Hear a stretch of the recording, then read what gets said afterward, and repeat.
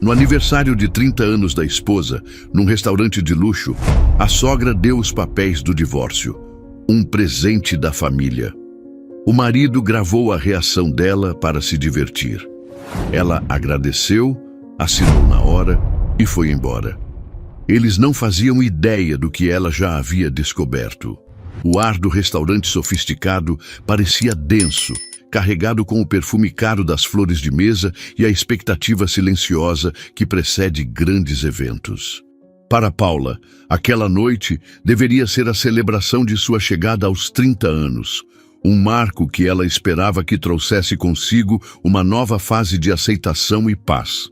Sentada na cadeira de veludo vermelho, ela ajeitou o vestido simples, mas elegante, que escolhera com tanto cuidado, sentindo-se um peixe fora d'água naquele aquário de luxo. Do outro lado da mesa, sua sogra, Luciana, a observava com um sorriso fino, quase imperceptível, um daqueles sorrisos que não alcançavam os olhos e que Paula aprendera a temer.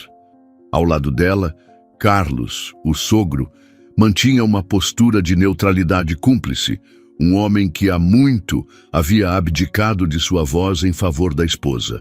E ao seu lado, seu marido, João, parecia vibrar com uma ansiedade contida, o celular pousado discretamente sobre a toalha de linho, pronto para a ação. A atmosfera era uma teia de aranha tecida com fios de cordialidade falsa, e uma tensão que Paula sentia na pele, mas que em sua eterna esperança atribuía à formalidade da ocasião. Ela ainda não sabia, mas aquela noite não seria sobre celebração. Seria sobre execução. A vida de Paula com a família de João sempre fora um campo minado de sutilezas cruéis. Ela era uma auxiliar de classe em uma pequena escola infantil no bairro onde crescera, um trabalho que pagava pouco, mas que enchia seus dias de um propósito genuíno. O cheiro de giz, as risadas das crianças e os abraços apertados no fim do dia eram seu refúgio, o mundo real onde ela se sentia valorizada. Para Paula, não havia nada mais nobre do que ajudar a moldar as primeiras letras e os primeiros sonhos de uma criança. Era um trabalho de paciência, de amor, de dedicação invisível que construía os alicerces do futuro. Mas para Luciana, esse mundo era um atestado de mediocridade. Uma professora de jardim de infância, ela costumava dizer em jantares de família, com uma entonação que transformava a profissão em um xingamento velado. A frase era sempre seguida por um suspiro teatral, como se o simples fato de pronunciar aquelas palavras lhe causasse um desconforto físico. João, com o potencial que tem, formado em engenharia, trabalhando numa multinacional, ele merecia alguém que pudesse acompanhá-lo em seu crescimento, alguém que agregasse, entende? A palavra agregar era sempre dita com um peso especial, como se Paula fosse um passivo, um fardo que o filho carregava por algum capricho juvenil, ou pior, por uma caridade inexplicável. Nos encontros de família, a profissão de Paula era o elefante na sala, um tópico que Luciana fazia questão de cutucar com sua vara de ironias. Se um primo anunciava uma promoção no mercado financeiro, Luciana olhava para Paula e dizia: "Vê, querida, o mundo dos negócios é tão dinâmico, exige tanto." A frase ficava no ar, a continuação implícita de que o mundo de Paula era estático e não exigia nada além de cantar ciranda cirandinha. Se uma prima recém-casada contava sobre as viagens internacionais que fazia com o marido executivo, a sogra comentava: "Que maravilha poder ampliar os horizontes, conhecer outras culturas. Isso enriquece tanto a alma e, claro, o currículo." Cada comentário era uma flecha envenenada, disparada com um sorriso nos lábios para que qualquer reação de Paula parecesse um exagero, uma falta de senso de humor. Carlos, o sogro, era uma figura fantasmagórica nesses eventos. Ele apenas balançava a cabeça, concordando silenciosamente com a esposa, seus olhos vazios de qualquer opinião própria. Ele era o eco de Luciana, a sombra que validava sua crueldade com uma passividade ensurdecedora. E João? João era talvez a maior de todas as decepções. No início do relacionamento, ele parecia admirar a paixão de Paula por seu trabalho. Dizia que achava lindo o jeito como os olhos dela brilhavam ao falar das crianças. Mas essa admiração foi se corroendo sob a chuva ácida e constante da desaprovação materna. Nos jantares, quando Luciana começava seu espetáculo, João desviava o olhar, envergonhado. Ele mexia no guardanapo, olhava para o teto, para o próprio prato, para qualquer lugar que não fosse o rosto da esposa, que buscava nele um pingo de apoio. Ele nunca a defendia, nunca dizia: "Mãe, pare com isso, eu amo a Paula e respeito o que ela faz." Seu silêncio era uma traição diária, uma concordância tácita que doía mais do que as palavras afiadas de Luciana. Aos poucos, ele mesmo começou a internalizar o discurso da mãe. Começou a sugerir de forma sutil que Paula talvez devesse procurar algo mais. "Amor, você é tão inteligente", ele dizia nas raras vezes em que conversavam sobre o futuro. "Você poderia fazer um concurso público, tentar uma área administrativa. Pensa no salário, na estabilidade." O que ele chamava de preocupação, Paula o via como vergonha. Ele não queria que ela fosse mais feliz ou mais realizada. Ele queria que ela fosse mais apresentável, que tivesse uma profissão cujo nome soasse bem nos círculos sociais de sua família.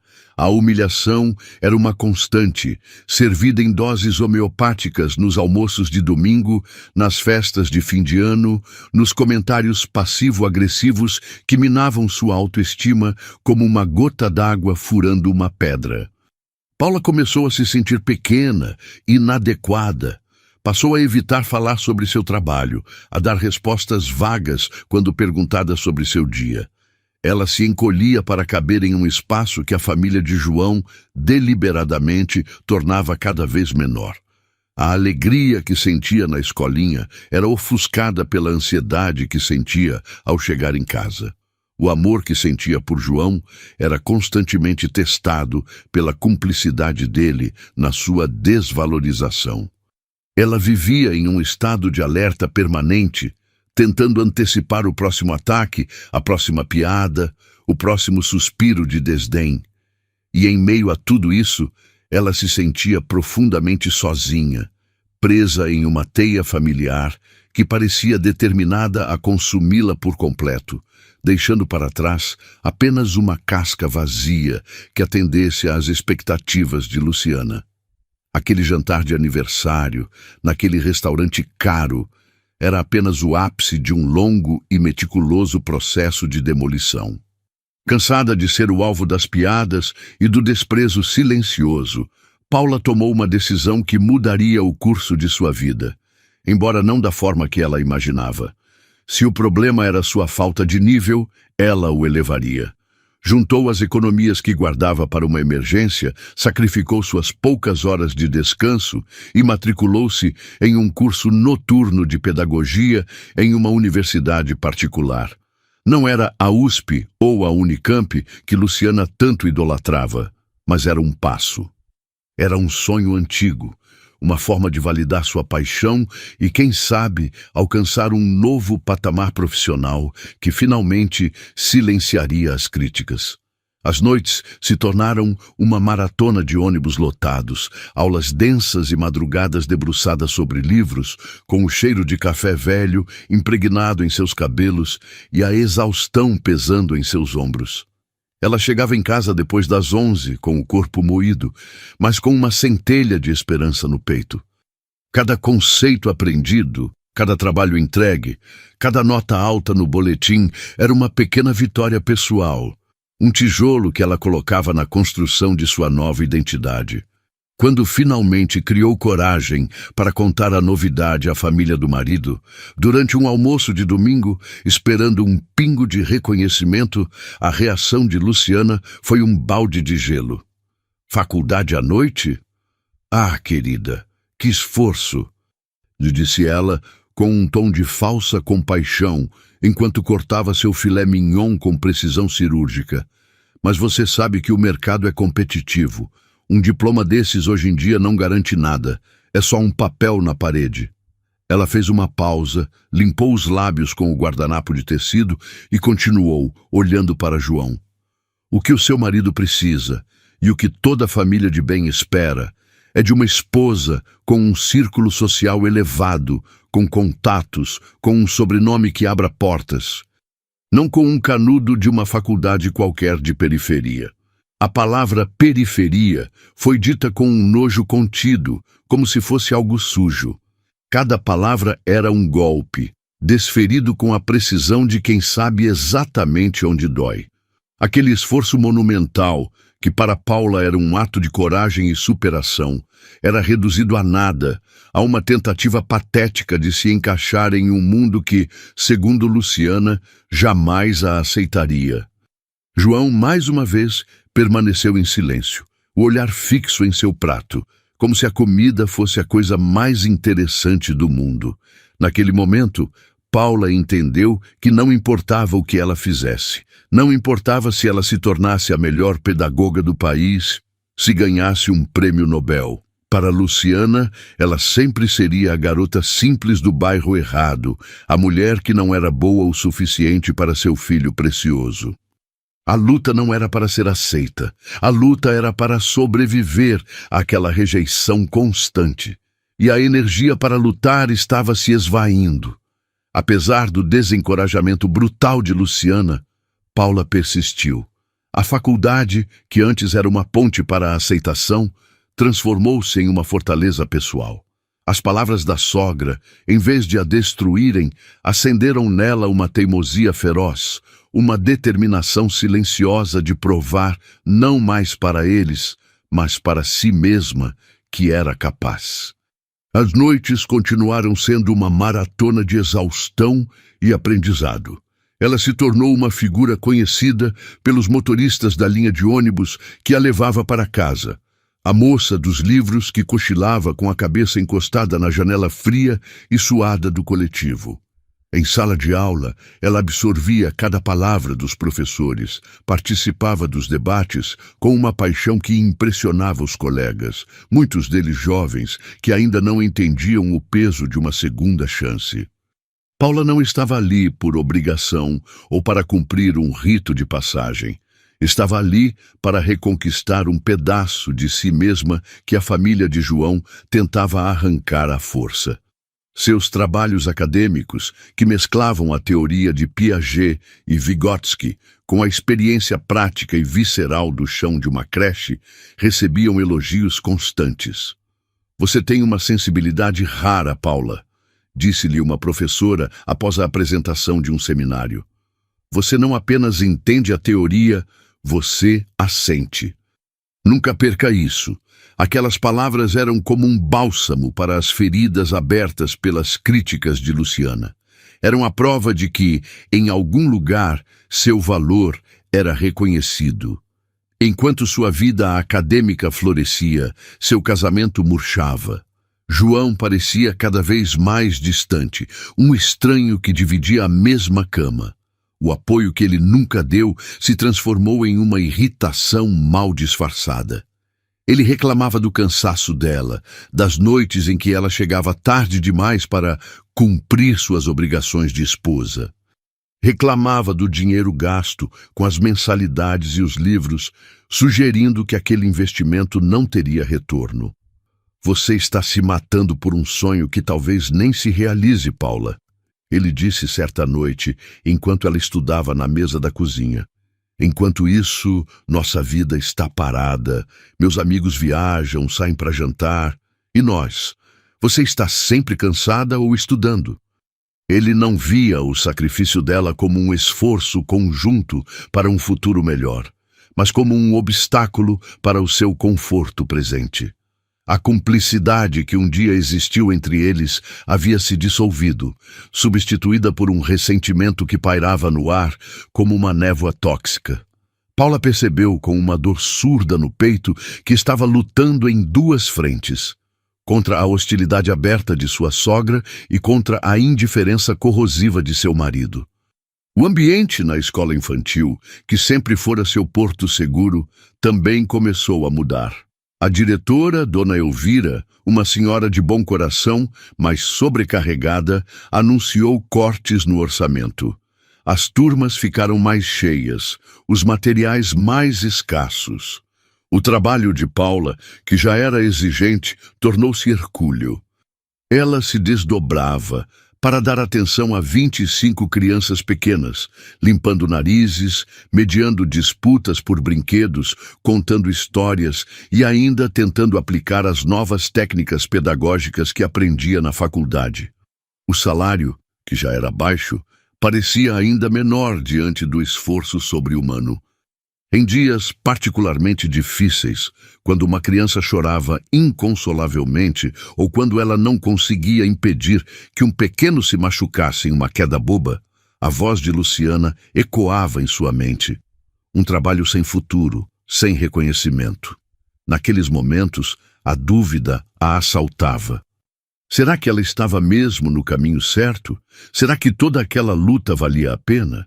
A exaustão física e emocional era tão grande que, às vezes, ela se pegava chorando silenciosamente no banheiro da escola, um lugar pequeno e com cheiro de desinfetante, o único onde podia desmoronar por 5 minutos antes de colocar um sorriso no rosto e voltar para a sala de aula. E foi em uma tarde cinzenta de terça-feira, dias antes de seu aniversário, que o destino resolveu intervir de uma forma que ela jamais poderia imaginar. Chegando em casa após um dia particularmente desgastante na escola, ela encontrou a correspondência empilhada sobre o aparador da entrada. Em meio às contas de luz, água e propagandas de supermercado, uma carta se destacava. O envelope era de um papel grosso, de cor creme, com um brasão discreto em relevo no canto superior. Não era uma conta. Não era propaganda. Era oficial. Seu nome completo, Paula Guedes de Almeida, estava impresso em letras sóbrias e elegantes. O remetente era um escritório de advocacia do centro da cidade, um nome que ela nunca tinha ouvido falar. Seu coração gelou. A primeira coisa que pensou foi em alguma dívida antiga que ela desconhecia, algum problema legal que João pudesse ter se metido. Com as mãos ligeiramente trêmulas, ela se sentou no sofá, a mochila da faculdade ainda nos ombros, e abriu o selo com cuidado. As palavras que leu a transportaram para um passado que ela mal conhecia, um passado envolto nas brumas da memória infantil. A carta falava de sua mãe, Maria, falecida há quase uma década de um câncer fulminante. Maria, a mulher de sorriso doce e mãos ásperas pelo trabalho incessante, que criara Paula sozinha com o suor de seu rosto. O advogado, em uma linguagem formal e respeitosa, explicava que sua mãe havia trabalhado por mais de 20 anos como diarista e, posteriormente, como cuidadora na casa de uma senhora idosa, Dona Amélia Monteiro. Paula lembrava vagamente do nome. Sua mãe às vezes comentava sobre a patroa, uma mulher solitária que vivia em um casarão antigo e que gostava de ouvir as histórias que Maria contava. A carta prosseguia, e cada linha parecia mais surreal que a anterior. Dona Amélia, que falecera alguns meses antes, aos 94 anos, era viúva e não tinha herdeiros diretos, nem sobrinhos ou parentes próximos que a lei reconhecesse. Em um testamento lavrado anos antes de sua morte, um documento que o advogado anexara em cópia, a idosa senhora havia deixado uma parte significativa de seus bens para a única pessoa que, segundo suas próprias palavras no documento, lhe demonstrara lealdade, afeto e cuidado em seus anos de solidão e esquecimento. Maria Guedes. Paula sentiu o ar faltar em seus pulmões. Sua mãe, uma herdeira? A mulher que contava moedas para pagar o aluguel no fim do mês? Parecia uma piada, um engano cruel. Mas a carta era clara, e a cópia do testamento com o reconhecimento de firma do cartório parecia inquestionavelmente real. E então veio o golpe final, a frase que fez o mundo de Paula girar em seu eixo. Como sua mãe, a beneficiária primária, já era falecida, a herança, por direito de sucessão, passava diretamente para sua única filha e herdeira legal. Para ela, para Paula. O choque foi tão intenso que Paula precisou se levantar e andar em círculos pela pequena sala, a carta tremendo em suas mãos. Ela releu o documento 3, 4, 5 vezes. A herança não era uma quantia simbólica, um agrado. A lista de bens anexada pelo advogado era vertiginosa. Incluía o próprio casarão onde Dona Amélia vivera, uma propriedade suntuosa em um dos bairros mais nobres e arborizados da cidade, um lugar que ela só via pela janela do ônibus a caminho do centro. E além do imóvel, havia uma carteira de investimentos financeiros, ações, fundos, títulos do tesouro, cujo valor total a fez ler o número várias vezes para ter certeza de que não estava adicionando zeros a mais. Era uma fortuna. Uma quantia que ela não conseguiria juntar nem em 10 vidas com seu salário de auxiliar de classe. Naquele instante, sentada no sofá gasto de seu apartamento alugado, com o mundo girando ao seu redor, Paula sentiu algo que não sentia há muito tempo. Poder. Não o poder arrogante do dinheiro que Luciana tanto idolatrava, mas o poder silencioso e profundo da escolha. O poder da independência. Pela primeira vez em anos, ela vislumbrou um futuro onde não precisaria da aprovação de ninguém, onde sua felicidade não dependeria de ser aceita por uma família que a via como inferior. Ela poderia sair daquele apartamento, poderia terminar sua faculdade sem se preocupar com as mensalidades. Poderia pedir demissão da escola e abrir seu próprio negócio, talvez uma pequena creche com o método pedagógico em que tanto acreditava.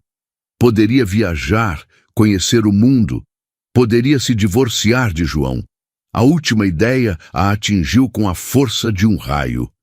Ela poderia simplesmente ir embora. Uma onda de clareza fria e cortante a invadiu.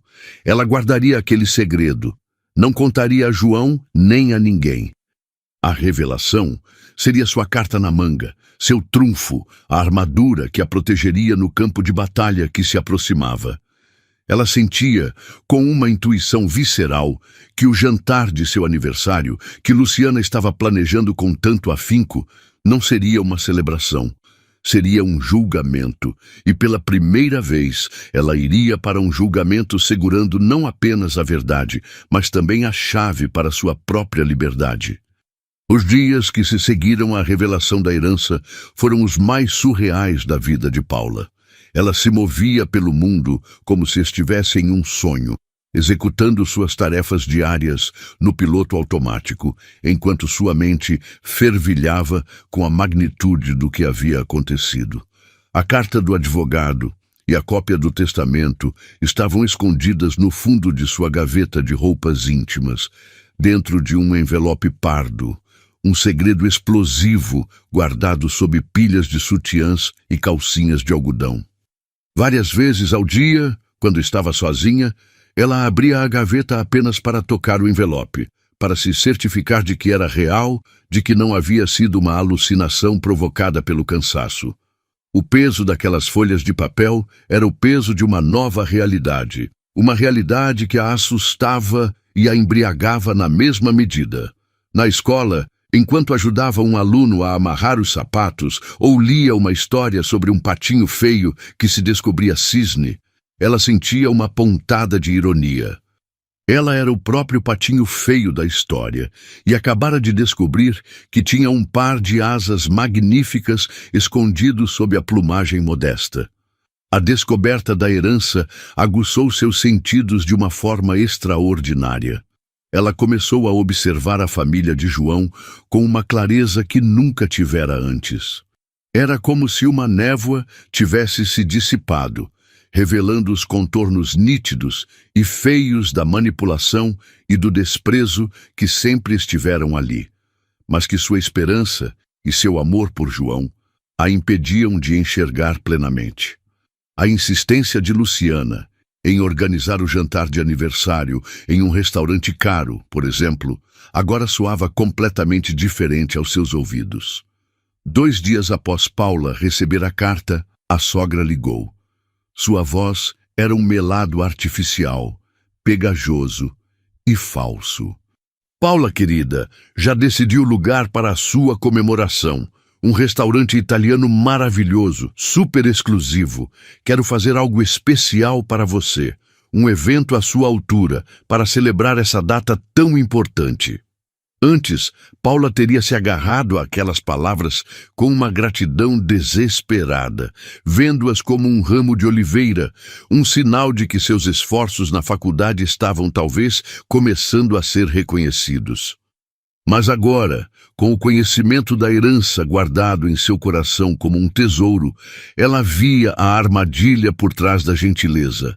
A expressão, à sua altura, não era um elogio. Era o prenúncio de uma humilhação planejada para acontecer em um palco grandioso. O comportamento de João também se tornou transparentemente suspeito. Ele, que mal se lembrava da data do aniversário dela nos anos anteriores, de repente se mostrava animadíssimo com a festa surpresa que sua mãe estava organizando. "Você vai adorar, amor.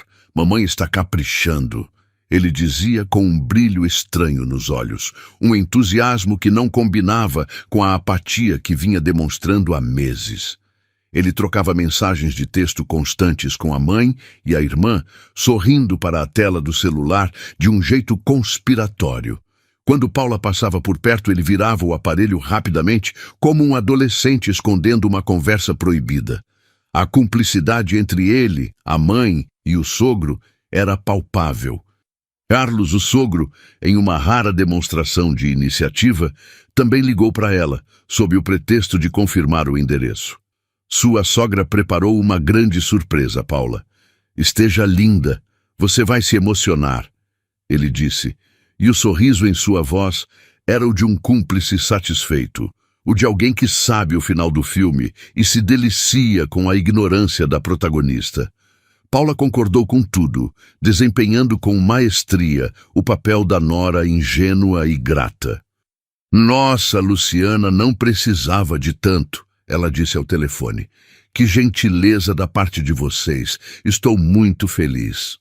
Cada palavra era uma peça que ela movia em seu próprio tabuleiro de xadrez.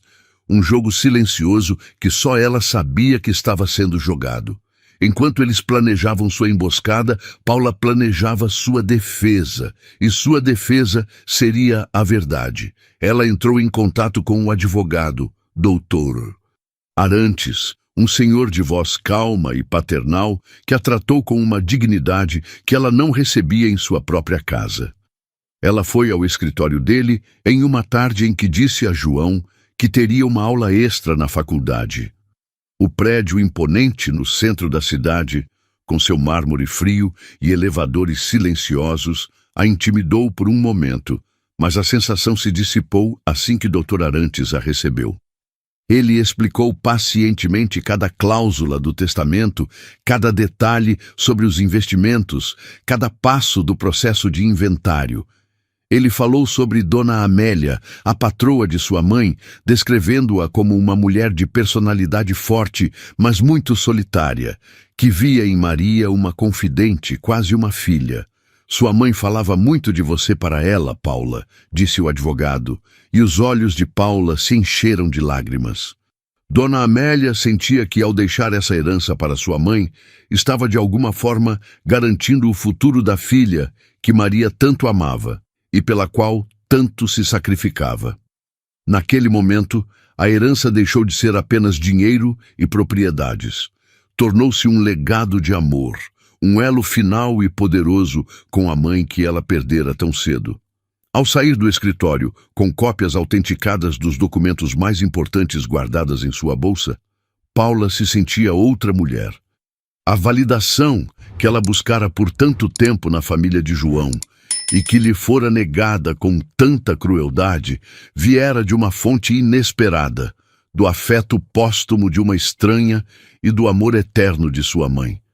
Ela não precisava mais da aprovação deles. Ela não precisava mais se diminuir para caber no mundo mesquinho deles. A gratidão que sentia era imensa, mas também era uma gratidão que vinha com um senso de responsabilidade. Ela honraria a memória de sua mãe e a generosidade de Dona Amélia, vivendo uma vida plena, uma vida livre da toxicidade que quase a consumira. O plano para o jantar de aniversário começou a se formar em sua mente, não como um ato de vingança, mas como um ato de libertação. Ela não iria para a guerra, iria para a sua declaração de independência. Nos dias que antecederam a festa, Paula se preparou como uma atriz se prepara para o papel de sua vida. Ela continuou sua rotina, foi para a escola, para a faculdade, cuidou da casa.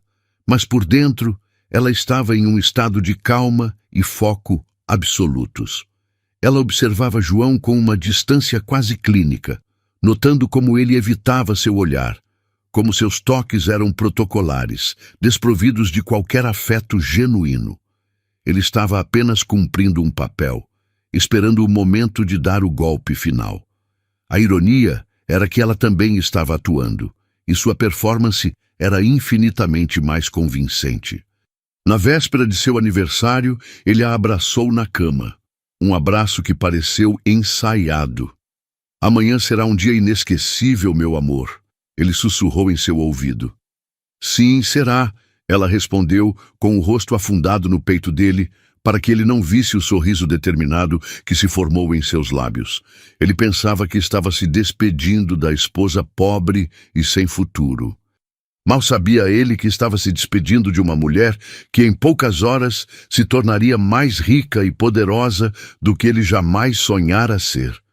A contagem regressiva para a noite do acerto de contas havia começado, e Paula, pela primeira vez, sentia que tinha o controle total do roteiro. O presente que Luciana havia preparado com tanto esmero seria, de fato, o marco de uma nova vida para Paula. Mas o resultado final seria muito diferente do que a sogra havia planejado em seus sonhos mais maldosos.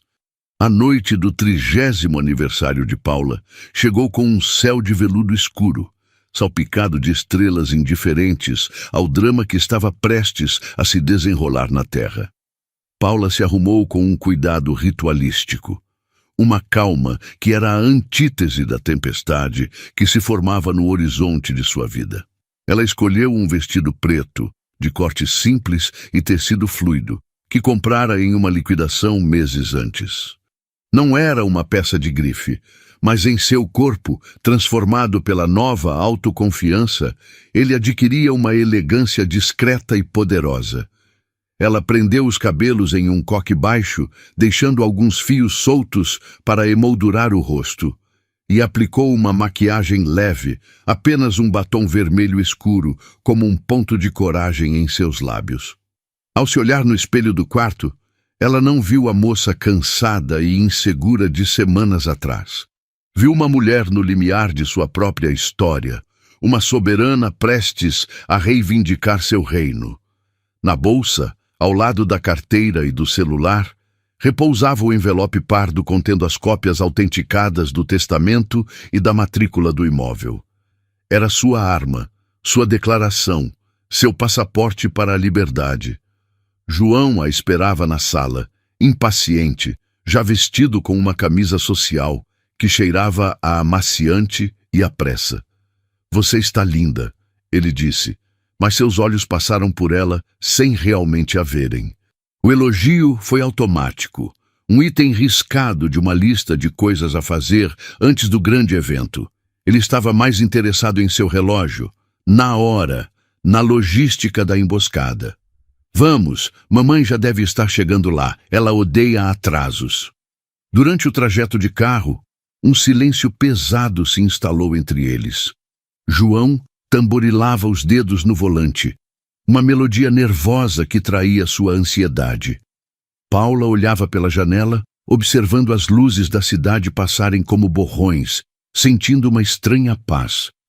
Era a calma que antecede a batalha, a certeza de quem conhece seu próprio poder. e sabe que, independentemente do resultado, não sairá derrotada. Ela não sentia mais a necessidade de preencher o silêncio, de buscar a aprovação dele, de decifrar seu humor. Ele havia se tornado um personagem secundário em sua própria vida, e ela o observava com a curiosidade distante com que se observa um ator em um palco. O restaurante escolhido por Luciana era exatamente como Paula imaginara, ostensivamente luxuoso. Um manobrista de uniforme engomado abriu a porta do carro. O interior era um santuário de bom gosto duvidoso, com lustres de cristal que pendiam baixos demais, arranjos de flores que pareciam gritar sua importância e um burburinho de conversas abafadas pelo carpete grosso. Luciana e Carlos já estavam à mesa, uma mesa proeminente, escolhida a dedo para ter a máxima visibilidade. Luciana se levantou para recebê-los, vestida em um tailleur de seda crua que provavelmente custava mais do que o salário anual de Paula. Ela deu 2 beijos no ar, um de cada lado do rosto de Paula, o perfume forte invadindo suas narinas. "Querida, feliz aniversário, você está adequada", disse ela, o elogio finalizado com uma avaliação rápida que ia dos sapatos ao cabelo, deixando claro que adequada era o máximo que se podia esperar. Carlos apenas acenou com a cabeça, um sorriso vago no rosto, já se servindo de uma taça de vinho tinto. A mesa estava posta para 4, mas a energia ali era a de um pelotão de fuzilamento esperando sua vítima. O jantar se arrastou em uma encenação de normalidade. Luciana falava incessantemente sobre sua última viagem à Europa, sobre o filho de uma amiga que acabara de passar em um concurso para diplomata, sobre a desvalorização do mercado imobiliário em bairros menos favorecidos. Cada assunto era uma oportunidade para traçar uma linha entre o mundo deles, o mundo do sucesso, do dinheiro, da relevância, e o mundo de Paula. Ela fazia perguntas a Paula sobre a faculdade, mas não esperava pelas respostas, interrompendo-a para contar uma anedota ou para chamar o garçom.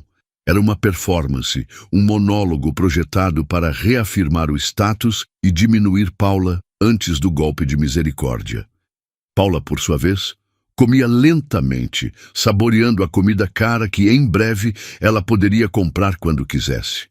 Ela respondia às perguntas com monossílabos, sorrindo serenamente, uma calma que começou a perturbar o roteiro de Luciana. A sogra esperava uma nora ansiosa, tagarela, desesperada por aprovação. Em vez disso, encontrou uma esfinge, uma mulher tranquila e observadora que parecia estar se divertindo com o espetáculo. João estava visivelmente tenso.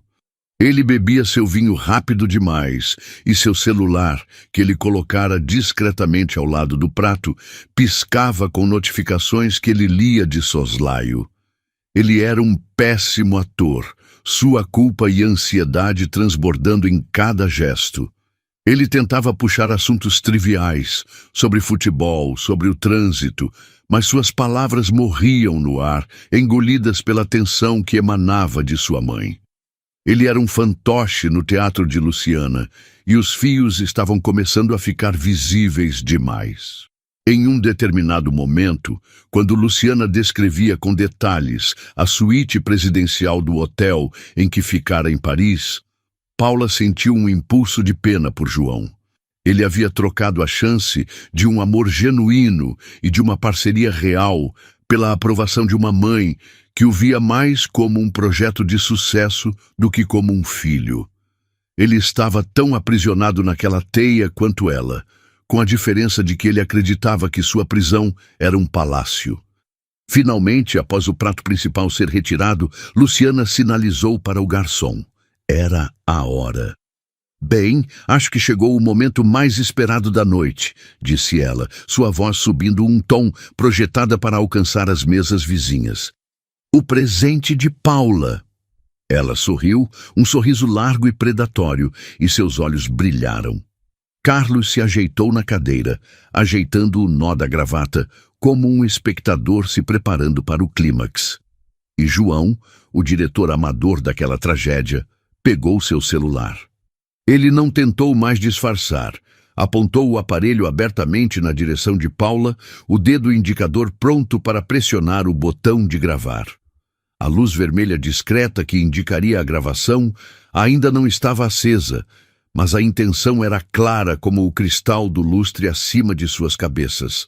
Ele queria capturar o momento exato em que o mundo de Paula desmoronasse. Queria o close-up de seu rosto se contorcendo em dor e humilhação. Queria a trilha sonora de seus soluços. Com um gesto teatral, Luciana tirou de sua bolsa de grife um envelope retangular, de um papel perolado que cintilava sob a luz do restaurante. Era elegante, caro e completamente desprovido de qualquer calor humano. "Paula, querida", começou ela, e sua voz era um veneno doce. "Nós, como sua família, pensamos muito no que lhe dar.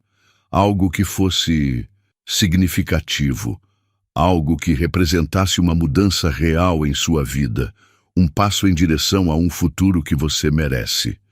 Ela deslizou o envelope pela toalha de linho branco, fazendo-o parar exatamente em frente a Paula. O silêncio na mesa era absoluto. As conversas das mesas ao redor pareciam ter se distanciado, um zumbido indistinto no fundo. O universo de Paula se reduziu àquela mesa, àqueles 3 rostos que a encaravam com uma expectativa cruel, e ao envelope branco que continha sua sentença. Ou, como ela agora sabia, sua carta de alforria. Ela olhou para Luciana, depois para Carlos, e por último para João, que a encarava por cima da tela do celular, o rosto tenso de antecipação. Ela respirou fundo, não de medo, mas de preparação. O espetáculo estava prestes a começar, e pela primeira vez ela era a diretora. O envelope perolado repousava sobre a toalha de linho como uma promessa de gelo. Paula o encarou por um longo momento, sentindo os olhares de seus 3 algozes fixos nela, pesados como pedras. O mundo ao redor parecia ter se dissolvido em um borrão de luzes e murmúrios. Só existia aquela mesa, aquele instante suspenso no tempo. João, com o celular erguido, finalmente pressionou o botão. Uma minúscula luz vermelha piscou no canto do aparelho. O olho do ciclope agora oficialmente aberto, faminto pela imagem de sua devastação. Luciana sorria, um sorriso de Mona Lisa macabra, a satisfação antecipada repuxando os cantos de seus lábios perfeitamente contornados. Carlos, o eterno coadjuvante, pigarreou, um som nervoso que quebrou o silêncio tenso. "Abra, Paula", ele disse, sua voz um pouco mais alta que o necessário. Sua sogra escolheu com muito carinho. A ironia era tão espessa que poderia ser cortada com a faca de peixe que ainda estava sobre a mesa. Com uma calma que surpreendeu a si mesma, Paula estendeu a mão e pegou o envelope. O papel era liso e frio ao toque. Ela não o rasgou com a ansiedade que eles esperavam.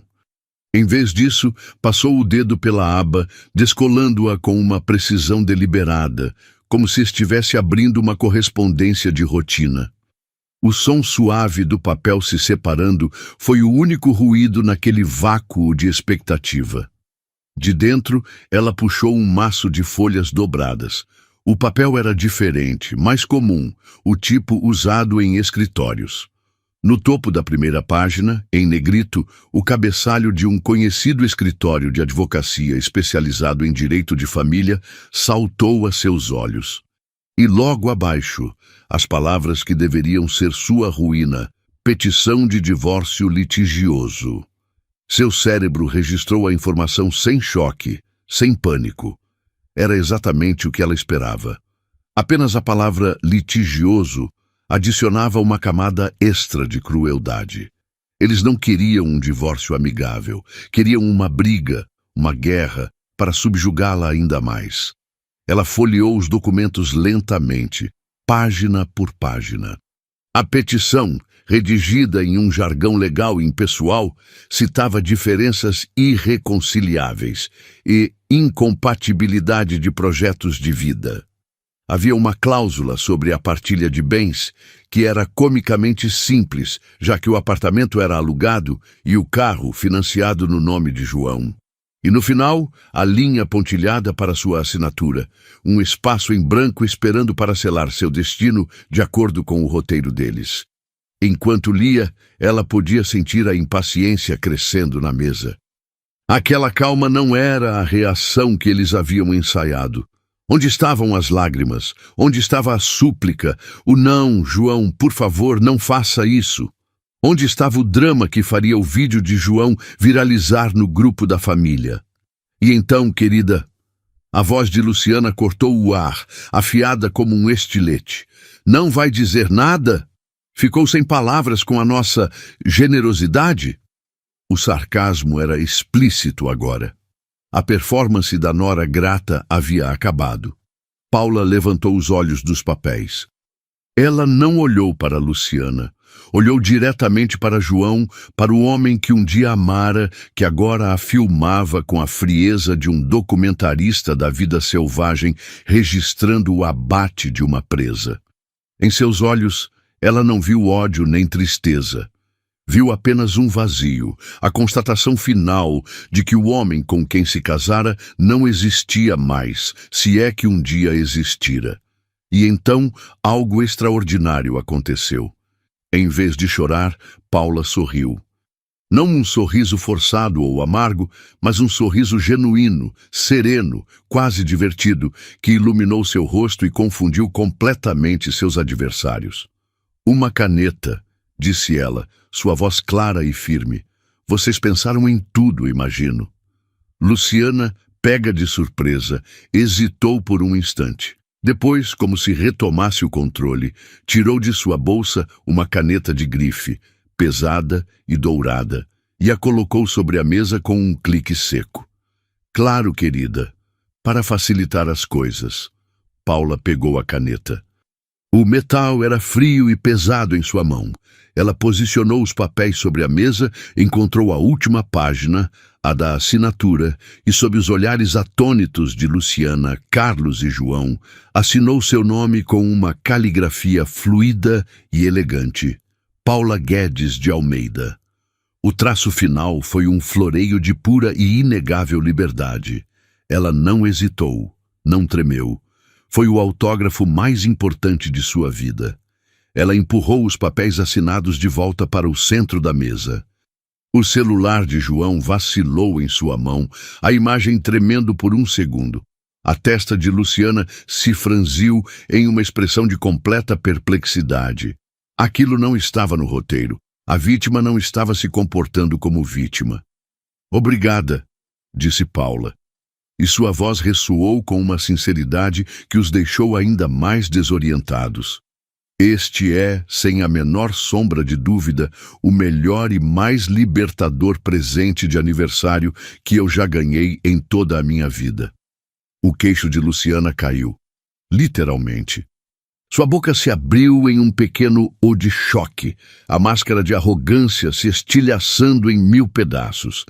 Carlos piscou várias vezes, como se tentasse ajustar o foco de uma cena que não fazia sentido. João baixou o celular, esquecendo-se completamente de sua gravação. O quê? Ele balbuciou, a palavra saindo como um sopro. Você está assinando? Assim? Sem discutir? Discutir o quê, João? Ela respondeu, e pela primeira vez havia um toque de aço em sua voz. Que vocês são cruéis, que planejaram me humilhar publicamente no meu aniversário, que você é um covarde que se esconde atrás da saia da sua mãe. Não há nada para discutir, apenas para constatar e para agradecer. Vocês me deram a minha liberdade de bandeja. E então, antes que eles pudessem se recuperar do primeiro choque, Paula desferiu o segundo, o golpe de mestre que ela guardara com tanto cuidado. Com a mesma calma deliberada, ela se inclinou, abriu sua bolsa e tirou de dentro o envelope pardo. Ele parecia modesto, quase pobre, em comparação com o envelope perolado de Luciana, mas continha um poder infinitamente maior. Ela o colocou sobre a mesa, ao lado dos papéis do divórcio. Já que estamos em uma noite de presentes que mudam vidas e de grandes revelações, começou ela, e sua voz agora tinha um timbre de autoridade que fez todos na mesa se encolherem. Eu também tenho uma novidade para compartilhar com vocês. Ela fez uma pausa, olhando ao redor. As mesas vizinhas, que antes apenas observavam com curiosidade, agora estavam em silêncio, completamente cativadas pelo drama. Os garçons pararam a uma distância respeitosa. O restaurante inteiro havia se tornado seu palco. Alguns dias atrás, ela continuou olhando diretamente nos olhos de Luciana. Eu descobri que a vida, às vezes, tem um senso de justiça poético e maravilhoso. Descobri que a bondade e a lealdade da minha mãe, qualidades que vocês nunca souberam valorizar e que sempre foram motivo de desprezo para vocês, foram recompensadas de uma forma que vocês, em sua obsessão por status e dinheiro, jamais poderiam conceber. Ela abriu o envelope pardo e tirou de dentro a cópia do testamento. Ela desdobrou o documento e o alisou sobre a mesa. Eu recebi uma herança, anunciou ela, e as palavras soaram como um trovão no silêncio do restaurante. Uma herança deixada pela antiga patroa da minha mãe. Uma herança que inclui... Ela fez uma pausa, saboreando cada palavra. Uma casa em um dos bairros mais caros desta cidade e uma independência financeira que me permite nunca mais, em toda a minha vida, ter que ouvir de ninguém que eu não sou à altura. O impacto daquelas palavras foi imediato e devastador. O rosto de Luciana passou do choque para a incredulidade e, em seguida, para uma palidez cadavérica.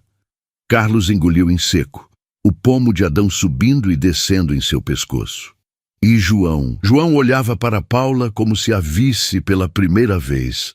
O celular caiu de sua mão sobre a mesa com um baque surdo, a tela escura agora refletindo o rosto atônito de um homem que acabara de perceber que havia jogado fora um bilhete de loteria premiado no exato momento em que o prêmio era anunciado.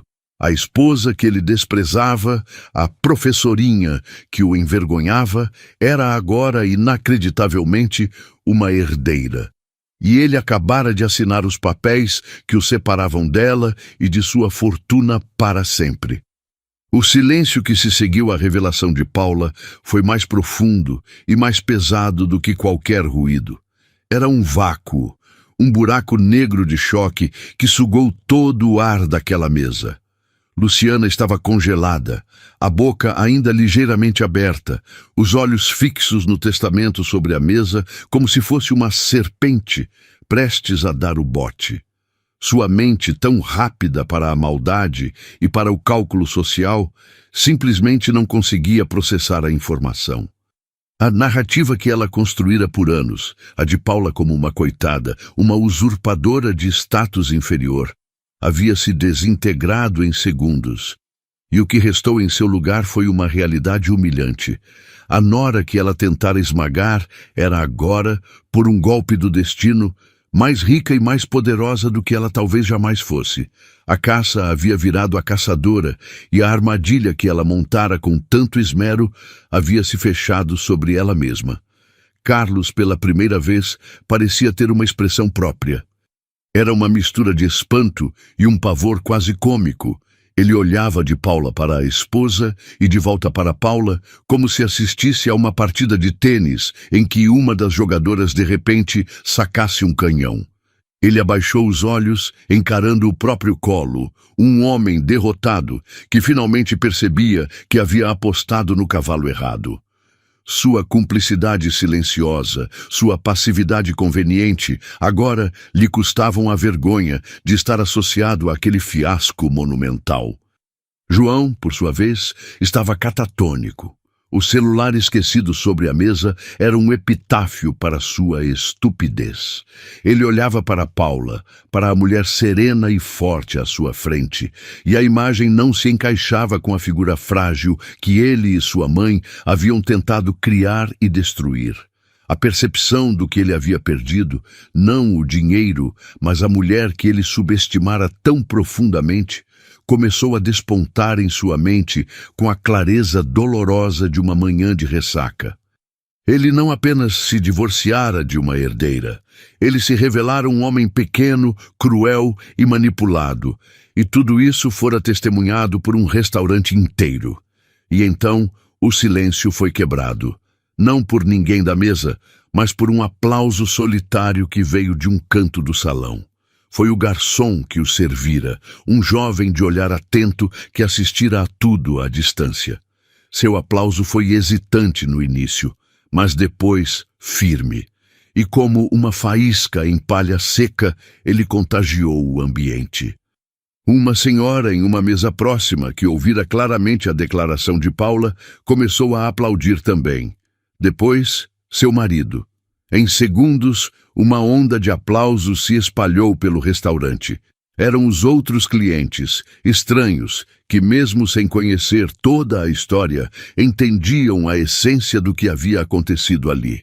Eles viram uma mulher ser encurralada e, em vez de sucumbir, ela se erguera com uma dignidade e uma força admiráveis. Eram aplausos para a coragem, para a reviravolta, para a justiça poética que raramente se vê fora das telas de cinema. Paula sentiu o rosto corar, não de vergonha, mas de uma emoção avassaladora. Ela olhou ao redor e viu os rostos sorridentes de estranhos. Pessoas que a apoiavam, que celebravam sua vitória. Era a validação mais pura e inesperada que poderia receber. Ela se levantou, a postura ereta, o queixo erguido. Alisou o vestido preto, um gesto simples que pareceu carregar todo o peso de sua transformação. Ela olhou uma última vez para os 3 rostos pálidos e chocados à sua frente. Não havia mais nada a ser dito. Sua vitória não precisava de um discurso. O silêncio deles, contrastando com os aplausos do restaurante, era a mais eloquente das conclusões. Com uma serenidade que era a sua maior vingança, Paula virou as costas para a mesa, para o casamento fracassado, para os anos de humilhação. E caminhou. Cada passo para fora daquele restaurante era um passo em direção à sua nova vida. O som dos aplausos a acompanhou como uma trilha sonora até a porta, um hino à sua libertação. Ao passar pela porta giratória e sentir o ar fresco da noite em seu rosto, ela respirou fundo, um ar que parecia mais limpo, mais leve. Ela não olhou para trás. Não precisava. O passado estava onde deveria estar. Atrás dela, reduzido a uma memória de uma peça teatral mal ensaiada em que os vilões acabaram se tornando os palhaços. O presente cruel de Luciana não fora o fim de sua história. Fora o prólogo. O verdadeiro best-seller de sua vida estava apenas começando a ser escrito, e pela primeira vez a autora era ela. E assim, com a cabeça erguida e o som da vitória ecoando em seus ouvidos, Paula caminhou para o primeiro dia do resto de sua vida. Uma história como essa nos lembra que, às vezes, os maiores presentes vêm nos pacotes mais cruéis e que a nossa força mais verdadeira floresce justamente quando tentam nos enterrar. Espero que vocês tenham se emocionado e vibrado com a jornada da Paula, tanto quanto eu ao contá-la. Histórias são a alma do nosso canal e a sua presença aqui é o que nos move a encontrar e compartilhar essas narrativas de superação que nos tocam tão fundo. Agora, eu quero muito saber a sua opinião. O que você sentiu com essa virada de jogo? Se pudesse dar uma nota para a coragem da Paula, de 0 a 10, qual seria? Deixe aqui nos comentários. Eu leio todos e adoro ver as reações de vocês. E se você acredita no poder das histórias para inspirar, para curar e para nos fazer sentir menos sozinhos, eu te convido a fazer parte da nossa família. deixa seu like e se inscreva no canal. Assim, sempre que uma nova história como a da Paula surgir, você será um dos primeiros a embarcar nessa jornada com a gente. Muito obrigado por sua audiência, por seu tempo e por sua sensibilidade. A gente se vê na próxima história.